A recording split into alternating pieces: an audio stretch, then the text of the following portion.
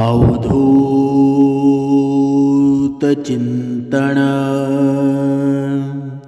श्री गुरुदेव दत्त। जय जय रघुवीर समर्थ। सुंदर सकाळच्या वातावरणामध्ये सर्व भाविकांचे स्वागत आहे। सर्वजण उपासना करूनच हे निरूपणाला बसले आहात असे गृहीत धरून आपण निरूपणास सुरुवात करूया। आजच्या काळामध्ये, या कलियुगामध्ये सर्वात जर कोणी सुखी असं कोणी म्हटलं की मी सुखी आहे, मला या जीवनामध्ये काहीच दुःख नाही, असा कोणी व्यक्ती सापडेल का? कधीच सापडणार नाही। पण बघा, श्रीकृष्णांनी गीतेमध्ये सांगितलं आहे, ते स्वतः म्हणतात की ज्ञानी व्यक्तीला कधीच कोणी हरवू शकत नाही। म्हणजेच बघा, आपण या संसारामध्ये हे जीवन जगताना आपण बघतो की जो ज्ञानी असेल तो बघा, जो अनपढ व्यक्ती असेल ना, त्याला लुबाडण्याचा प्रयत्न करत असतो की जेणेकरून त्याच्या संपत्तीवर माझा अंश असावा, त्याची संपत्ती हडप करण्यासाठी हा ज्ञानाचा उपयोग करत असतो। पण असं म्हणतात की सरडाची झेप असते ना, ती फक्त कुंपणापर्यंत असते, पण वरती सर्व बघणारा परमेश्वर बसलेला असतो। म्हणजेच काय? म्हणजे तू जसे कर्म करणार आहेस ना, त्याचे तुला तसेच फळ मिळणार आहे। म्हणून तू जरी ज्ञानी झालास तरी तू अनपढ व्यक्तीला फसवू शकत नाही, कारण कर्माचा हिशोब तू कधी जरी कोणाला फसवलंस तरीही तुला त्याचा परतफेड करावी लागणार आहे। आजच्या जर या जीवनाचा विचार केला ना, तर बघा, हे मरण एवढं स्वस्त होऊन राहिलं आहे ना, हे स्वस्त होऊन बसलं आहे की कधी मनुष्य मरून जातो ते कळत सुद्धा नाही। बघा, एक पूर्वीचा काळ होता, बघा, राजे राजवाडे होते आणि त्यावेळी मनुष्य 100 वर्ष जगत होता। पण आता का जगत नाही? त्याचं कारण आहे, आता पाप एवढं वाढलं ना, त्या पापाचा भोग असतो तो प्रत्येकाला द्यावा लागतो। बघा, थोडं खर्चटून सुद्धा मनुष्य आता मरण पावतो, मृत्युमुखी पडतो। असं होतं का? बघा, समर्थांनी सांगितलं आहे, म्हणजेच एखादा लग्न झालेला माणसाचा मृत्यू झाला तर ती स्त्री काय करणार? विधवाच होते ना। पण समर्थांनी असं सांगितलं आहे की अशा जीवनामध्ये कोणत्या 3 स्त्रिया असतात की त्या कधीच विधवा बनत नाही। अशा स्त्रिया कोणत्या? हा तुमच्यासाठी सुद्धा विषय नवीनच असेल, पण आपण पाहूया नक्की या कोणत्या स्त्रिया आहेत की त्या विधवा आयुष्यामध्ये कधीच बनत नाही। बघा, ही प्राचीन कथा आहे, पण तुमच्या जीवनामध्ये आमूलाग्र बदल घडवण्याचा प्रयत्न या निरूपणातून समर्थ करत आहेत। बघा, एकदा नारद मुनी भगवान श्रीहरी विष्णू यांना भेटण्यासाठी क्षीरसागरावर पोचतात आणि त्यानंतर माता लक्ष्मी आणि भगवान श्रीहरी विष्णू यांना प्रणाम करून नारद मुनी विचारू लागले, प्रभू, पतिव्रता स्त्री कोण असते? त्याचबरोबर अपतिव्रता स्त्री कोणती असते? असं कोणतं कार्य आहे जे केल्यामुळं पतिव्रता स्त्रीचा पतिव्रता धर्म नष्ट होतो? आणि मला या विषयामध्ये कृपया ज्ञान द्यावे। बघा, तुम्ही माझी ही दुविधा दूर करा। तेव्हा भगवान श्रीहरी विष्णू यांनी पतिव्रता स्त्रियांबद्दल 3 लक्षणं सांगितलेली आहेत। बघा, ज्या स्त्रियांमध्ये ही 3 लक्षणं असतात ना, त्या स्त्रीचा वंश सुद्धा शुद्ध असतो। अशा स्त्रीच्या घरी नेहमी माता लक्ष्मी निवास करत असते। बघा, आपण या आयुष्यामध्ये कधी कधी पाहतो, बघा, काहींच्या नशिबामध्ये एवढं दारिद्र्य असतं की त्यांना खायला सुद्धा अन्न, बघा, ते मिळवण्यासाठी भीक मागावी लागते। तशी आपल्या जीवनामध्ये परिस्थिती आहे का? बघा, तुम्ही विचार करा, जेव्हापासून आपण या भक्ती मार्गामध्ये आहोत तेव्हापासून आपले जीवन किती श्रेष्ठ झालं आहे, या गोष्टीचा प्रत्येकाने बघा हे सर्वांनी लक्षात घ्यायला हवं। बघा, पुढे आपण पाहूया, जेव्हा हे स्त्रियांमध्ये ही 3 लक्षणं असतात, त्या स्त्रीचा वंश असतो ना, हा शुद्धच असतो। अशा स्त्रीच्या घरी नेहमी माता लक्ष्मी वास करत असते. त्या स्त्रिया पतीसोबत बघा वडिलांना सुद्धा स्वर्गाची प्राप्ती होत असते. ज्या स्त्रिया असतात, ज्या पतिव्रता असतात, त्यांचा मृत्यू पश्चात विष्णू लोकांची प्राप्ती होते. आणि पतिव्रता स्त्रीच्या महानतेचं वर्णन करताना भगवान श्रीहरी विष्णू यांनी अत्यंत पवित्र कथा ऐकवली. बघा, या कथेचा फक्त श्रवण केल्यानं व्यक्तीला श्रीहरी विष्णू यांच्यामार्फत बघा पुण्याची प्राप्ती होते. जो पण मनुष्य लक्षपूर्वक एकाग्र चित्तेने ही कथा ऐकतो, बघा भगवान श्रीहरी विष्णू त्यांचे 21 अपराध माफ करतात. आणि म्हणूनच प्रत्येक मनुष्याने ही कथा लक्षपूर्वक नक्की ऐकावी. ही गोष्ट प्राचीन काळातली आहे आणि मध्य देशामध्ये एक अतिशय शोभनीय अशी नगरी होती. आणि त्या नगरीमध्ये एक पतिव्रता ब्राह्मणी राहत होती. तिचं नाव होतं उज्ज्वला. आणि उज्ज्वलाच्या नवऱ्याला मागच्या जन्माच्या पापाकर्मामुळं या जन्मामध्ये कोडं झालं होतं. बघा, अर्थातच त्याला कोडाचा रोग झाला होता आणि त्याच्या शरीरावर वेगवेगळ्या ठिकाणी जखमा झाल्या होत्या. नवऱ्याची अशी दुर्गती पाहूनसुद्धा उज्ज्वलाने तिच्या नवऱ्याचा साथ कधी सोडला नाही आणि निर्मळ भावनेने ती नवऱ्याची सदैव सेवा करत होती. पतीच्या मनात ज्या पण इच्छा असायच्या त्या सर्व इच्छा उज्ज्वला तिच्या परीनं पूर्ण करण्याचा सदैव प्रयत्न करायची. पण बघा, इथे समर्थ सांगत आहेत की जर आताच्या या कलियुगामध्ये असं आपल्या पतीला काही झालं तर आजची स्त्री, आजची पती एवढी सहायता पतीच्या बाजूने उभी राहते का? बघा, विचार करा. आजची स्त्री आहे ना, ब्युटी पार्लर, मेकअप या गोष्टींमध्ये रंगून गेली आहे. पण कधीतरी पती परमेश्वर आहे हे सर्वांनी मान्य करायला हवं. बघा, आपण या कथेला सुरुवात करूया. बघा, उज्ज्वला रोज जशी देवाची पूजा करायची तशी नवऱ्याची सुद्धा पूजा करायची. तिच्या सर्व इच्छांचा त्याग करून ती नवऱ्याला अत्यंत मनोभावे प्रेम करत होती. बघा, एके दिवशी उज्ज्वलाच्या नवऱ्याला रस्त्याने जाणारी एक सुंदर वेश्या दिसली. त्या वेश्येला पाहून तिचा उपभोग घेण्याची इच्छा उज्ज्वलाच्या नवऱ्यामध्ये झाली. तो त्या वेश्येवर पूर्णपणे मोहित झाला आणि त्या वेश्येच्या सुंदर रूपाने त्या ब्राह्मणाला पूर्णपणे तिच्या वशमध्ये केलं होतं. तिचं रूप पाहून त्या ब्राह्मणाला आता एक क्षणही राहता येता नव्हतं. आणि जेव्हा ती वेश्या त्या ब्राह्मणाच्या नजरेपासून दूर झाली तेव्हा तो ब्राह्मण सुद्धा अत्यंत दुःखी झाला. बघा, इथे समर्थ सांगत आहेत की आजच्या या कलियुगामध्ये मनुष्यसुद्धा असाच वागतो. जरी तो भक्तिमार्गामध्ये असेल, उपासनेमध्ये असेल, जर कोणी या डोळ्यांना चांगली स्त्री अथवा चांगला पुरुष दिसला ना तर तो भक्तिमार्ग विसरून जातो. त्याच्या मनामध्ये लगेच ते पाप निर्माण होतात, लगेच ते दुर्गुण निर्माण होतात आणि त्या डोळ्यांनी ते दृश्य तो पाहतो. त्याला सुद्धा त्या बघा दुर्गुणांकडे जाण्याचा लोभ निर्माण होतो. पण जेव्हा अशा गोष्टी घडतात ना तेव्हा आपल्या भक्ती जेवढी आपण उपासना केलेला असेल, जेवढी भक्ती केलेला असेल तिचा सर्वत्र नाश होऊन जातो. म्हणून सर्वांनी लक्षात ठेवा, आपल्याला जे बघा समर्थांनी सांगितलं आहे, बघा परस्त्री तिला माते समानच पाहिलं पाहिजे ना, परधन हे कधीच घेऊ नये. या गोष्टींचा आपण जोपर्यंत विचार करत नाही ना तोपर्यंत आपण या भक्तिमार्गामध्ये राहून 10 वर्ष 20 वर्ष राहूनसुद्धा काहीही उपयोग होणार नाही. म्हणून बघा आपण ही कथा जी सांगत आहोत ती बघा पुढे सांगूया. बघा, त्या नवऱ्याचा आवाज ऐकून उज्ज्वला लगेचच धावत घरातून बाहेर आली आणि नवऱ्याला विचारू लागली, हे नाथ, काय झालं? तुम्ही इतके उदास का दिसत आहात? तुमचा श्वास इतका का चढला आहे? तुम्हाला जे पण कष्ट असतील ना ते मला तुम्ही सांगा. तुमचं जे पण काम असेल ते मला सांगा, मी ते नक्कीच पूर्ण करेल.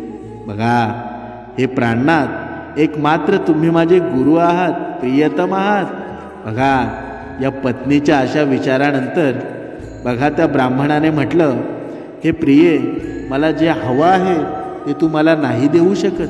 तू काय कोणीही मला हे देऊ शकत नाही आणि म्हणूनच या गोष्टीवर व्यर्थ बोलणं योग्य नाही आणि म्हणूनच तू ही गोष्ट सोडून दे. बघा तेव्हा उज्ज्वला म्हणाली, हे प्राणनाथ, मला विश्वास आहे की मी हे तुमचं कार्य नक्कीच पूर्ण करेल. तुम्ही फक्त मला आज्ञा द्या. मी माझी पूर्ण शक्ती लावून हे कार्य पूर्ण करण्याचा प्रयत्न करेल. ते कार्य पूर्ण करण्यासाठी जो पण उपाय असेल तो मी नक्कीच करेन. मी तुमचं हे कार्य जर पूर्ण करू शकले तर माझ्या कल्याण होऊ शकेल. बघा तेव्हा उज्ज्वलाच्या नवऱ्यानं म्हटलं, बघा ठीक आहे, तू इतकंच हट्ट करत आहेस ना, मग मी तुला सांगतो. आताच या रस्त्याने एक सुंदर अशी वेश्या जात होती. तिचं शरीर अत्यंत सुंदर आणि मनमोहक होतं, जिला पाहून तिचा उपभोग घेण्याची इच्छा माझ्या मनामध्ये निर्माण झाली आहे. जर तू असा कोणता उपाय करू शकलीस ज्यामुळे ती सुंदर वेश्या मला मिळू शकेल तर माझा जन्म सफल होईल.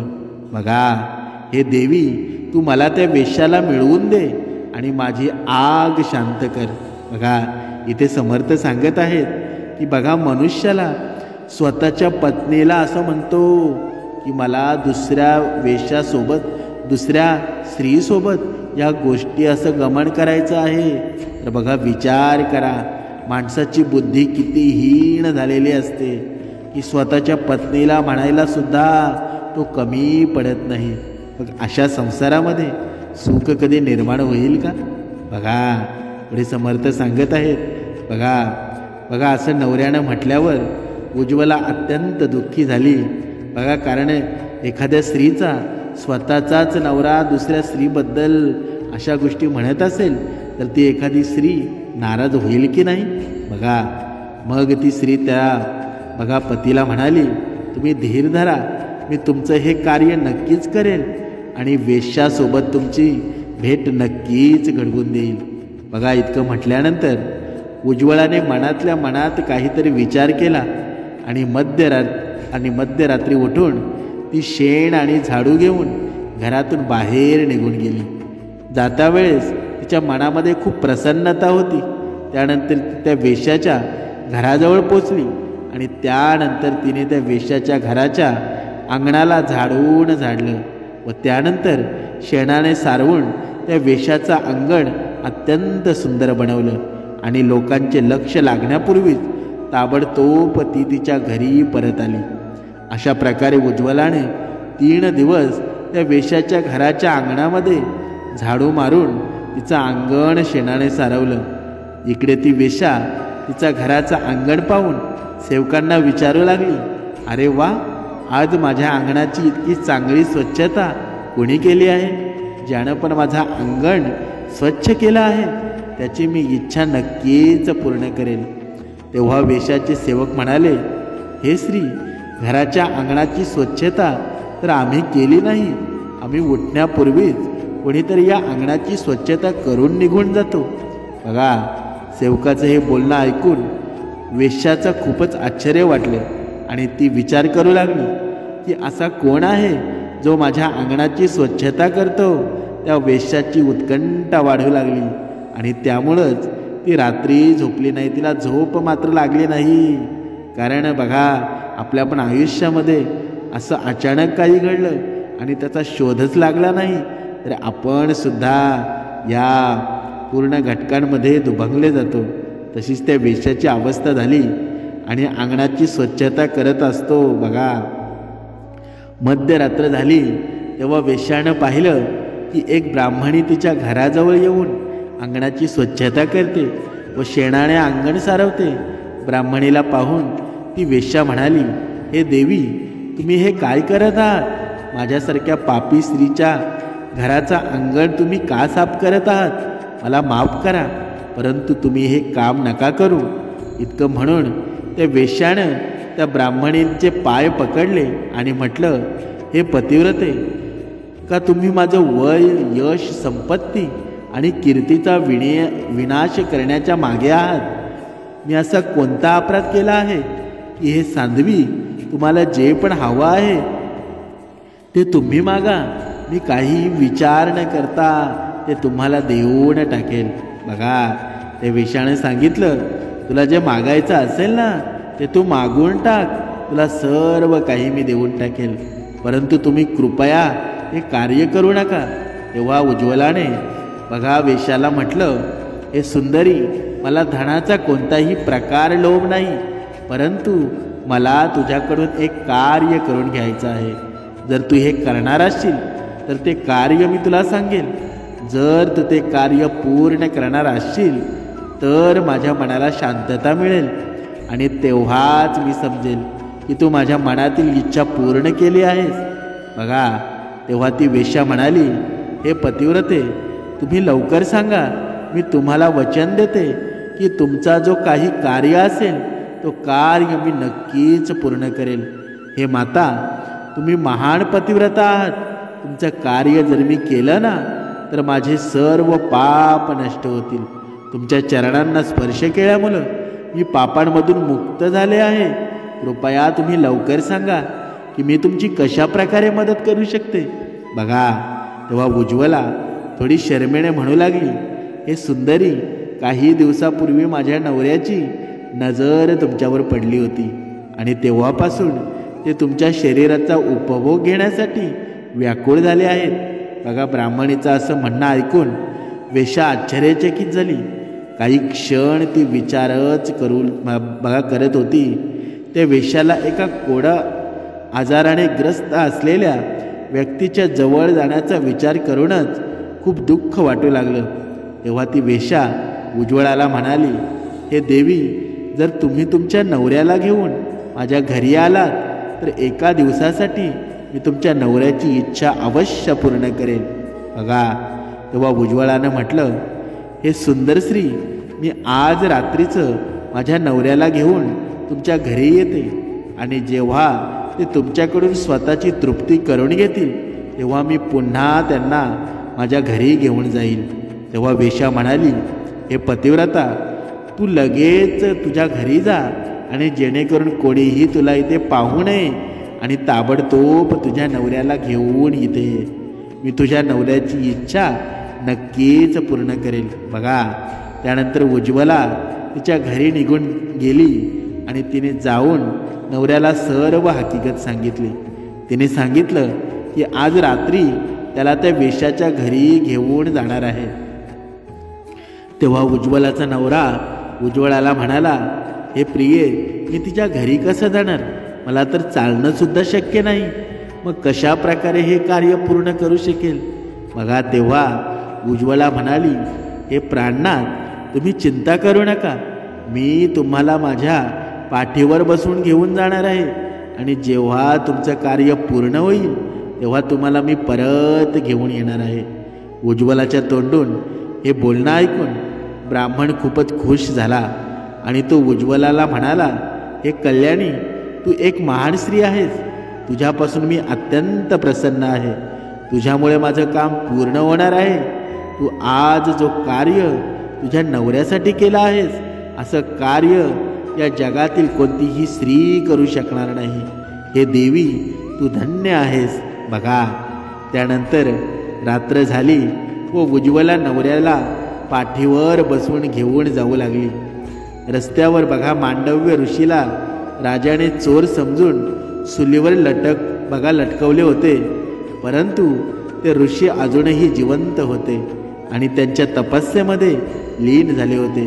जेव्हा रात्रीच्या अंधारामध्ये उज्ज्वला मांडव्य ऋषीच्या बाजूने जात होती तेव्हा चुकून तिच्या नवऱ्याचा पाय मांडव्य ऋषीच्या शरीराला लागला आणि त्यांची तपस्या भंग झाली. बघा, मांडव्य ऋषी अत्यंत क्रोधित झाले आणि शाप देऊ लागले, ज्या पापी माणसाने माझी तपस्या भंग केली आहे आणि मला वेदना दिल्या आहेत तो पापी सूर्योदय होण्याबरोबरच भस्म होऊन जाईल. बघा, त्यावेळी बघा ऋषींचे शाप असायचे ना ते लगेच बघा लागायचे. कारण एवढे तपस्वी महान होते ना की त्यांच्या बघा अंगावर बघा वारुळं निर्माण व्हायची, तरी तपश्चर्या ते सोडत नव्हते. आत्ताची हा मनुष्य म्हणेल की बघा त्यावेळी काय हे साधू संत होते, हे का देव होते का? बघा ही ऊर्जा होती ना, ही पूर्ण या ध्यानानं यायची आणि ध्यानामध्ये एवढी पावर होती. म्हणून आत्ताच्या घडीला समर्थांनी आपल्याला सांगितलं आहे की उपासना मनुष्याला किती गरजेची आहे. त्यावेळी परमेश्वराचा जप करण्यासाठी बघा साधू संत जंगलांमध्ये जायचे, जिथे कसलाही त्यांना आवाज येऊ नये, शांतता असेल तिथे जायचे. पण या कलियुगामध्ये बघा तेच कार्य आपल्याला सकाळ संध्याकाळ उपासनेमध्ये करायचं आहे. कारण का? कारण या मनाला शांतता लाभावी म्हणून हे कार्य करायचं आहे.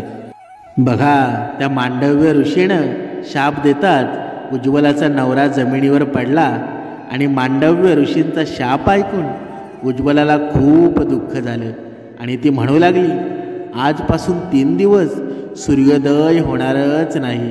इतकं म्हटल्यानंतर उज्ज्वला तिच्या नवऱ्याला घेऊन घरी गेली आणि नवऱ्याला अंथरुणावर झोपून ती तिच्या शेजारी बसली. बघा त्याच्या शेजारी बसली.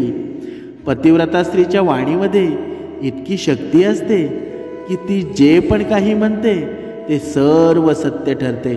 त्यामुळं पतिव्रता स्त्रीच्या म्हटल्यामुळं साक्षात सूर्यदेवाला सुद्धा तिच्या बोलण्याचं पालन करावं लागतं. कारण स्वतः श्रीहरी यांनीच पतिव्रता स्त्रीला हे वरदान दिलं आहे की त्या जे पण काही म्हणतील ते नक्कीच सिद्ध होणार. त्यानंतर बघा 3 दिवस सूर्योदय झाला नाही आणि सर्व जग अंधाराने ग्रासून गेलं आणि तिन्ही लोकांमध्ये याची बातमी पसरली. हे दृश्य पाहून सर्व देवता ब्रह्माजवळ गेले आणि सूर्योदय न होण्याचं कारण बघा सर्वजण विचारू लागले. तेव्हा ब्रह्मदेवाने सर्व देवतांना पतिव्रता स्त्री उज्ज्वला आणि मांडव्य ऋषी यांचा एक सर्व वृत्तांत सांगितला.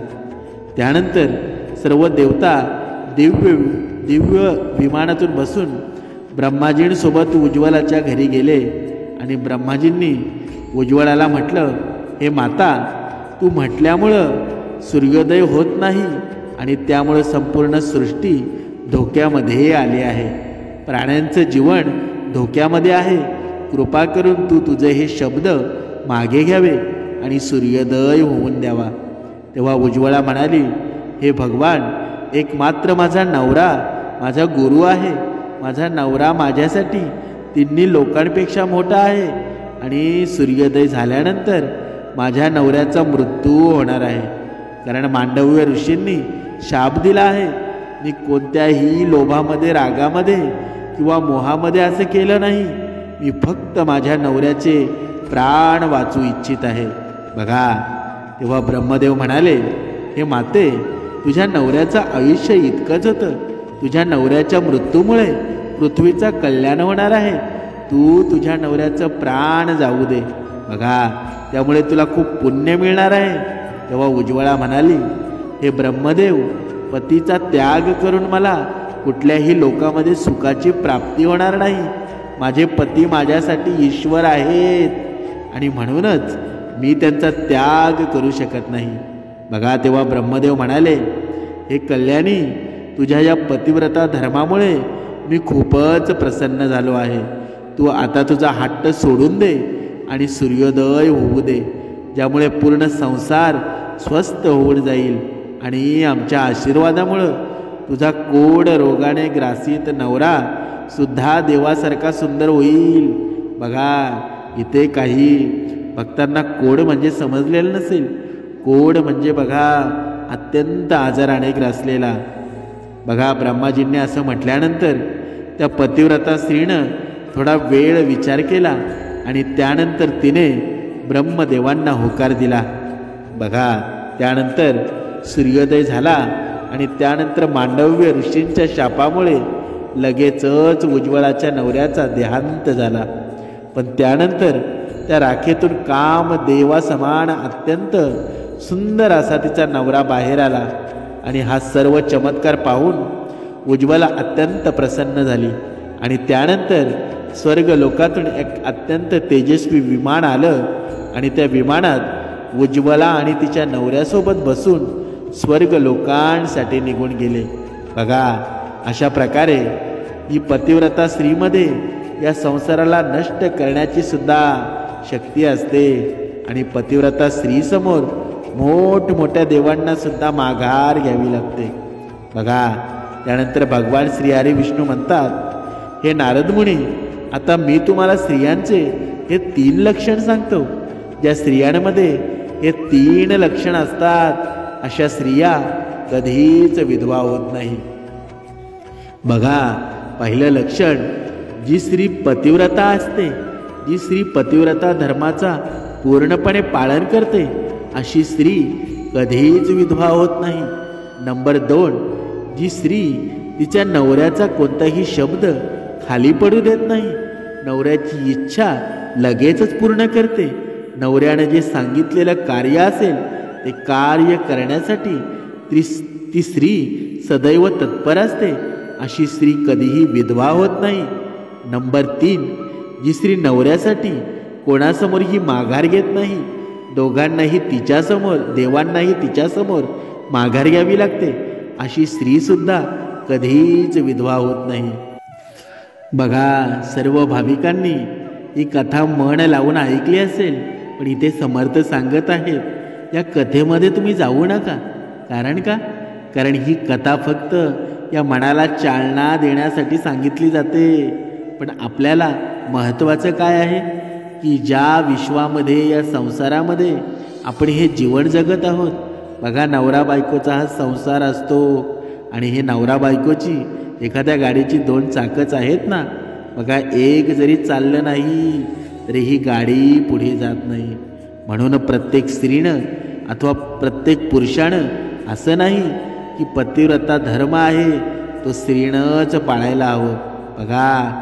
बघा, इथे पुरुषाने सुद्धा त्याचा धर्म पाळायला हवा. आपली पत्नी असेल, तिला काही दुःख असतील, तिचे काही प्रॉब्लेम असतील, हे सुद्धा दोन्हीकडून एका हाताने टाळी वाजते का? कधीच वाजत नाही. कारण हे कलियुग आहे आणि या कलियुगामध्ये दोघांनी सोबत राहायला हवं.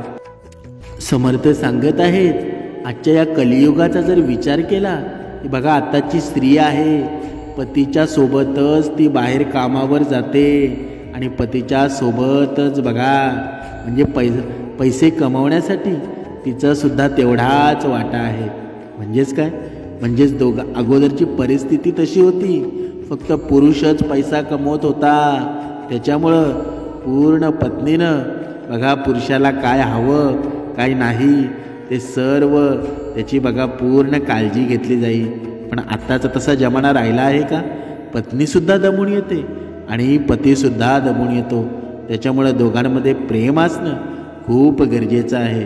म्हणून समर्थांनी सांगितलं आहे की जर ज्या घरामध्ये बघा, ज्या स्त्रिया कामावर जात नाही, जॉब करत नाही, त्यांच्या घरामध्ये बघा व आपला पती बाहेर ठिकाणी कामावर जातो आणि जेव्हा संध्याकाळी आल्यानंतर जर आपल्या घरामध्ये भांडण होत असतील तर त्या घरामध्ये लक्ष्मी कधीच राहत नाही, कधीच नाही.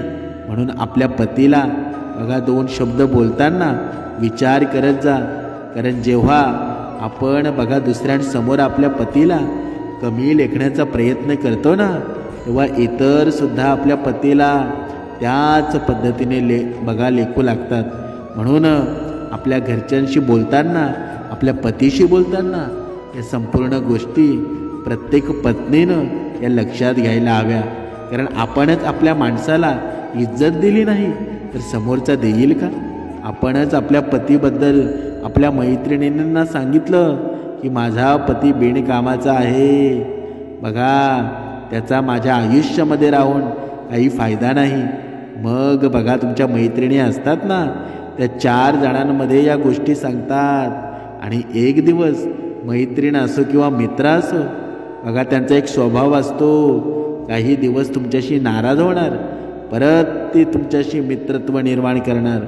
म्हणजेच ही नाती कशी आहेत, परत बघा त्यांच्या गरजेनुसार ती नाती बनवतात. म्हणून आपल्या संसारातल्या गोष्टी आहेत ना, त्या इतरांना कधीच सांगत बसू नका. कारण ह्या गोष्टी जेवढ्या असतील ना एवढ्या स्वतःच्या मनामध्ये ठेवण्याचा प्रयत्न करा. कारण या विश्वामध्ये सर्वात गुणवंत आणि सर्वात जर भरोशाचा व्यक्ती असेल ना तो तुमचा पती आहे. पती पत्नीचं नातं हे सर्वात श्रेष्ठ मानलं जातं. म्हणून दोघांचे जरी प्रॉब्लेम असतील तर दोघांनी एकमेकांशी शेअर करा, दुसऱ्याला सांगत बसू नका. कारण आपले घरातले वाद असतात ना ते बाहेर गेले ना की संसाराचा बघा पूर्ण उद्ध्वस्त होऊन जातो. म्हणून आपले घरातले वाद असतील ते इतर कोणाशी शेअर करू नका, तरच तुमचा संसार सुखाचा होऊन जाईल. जय जय रघुवीर समर्थ.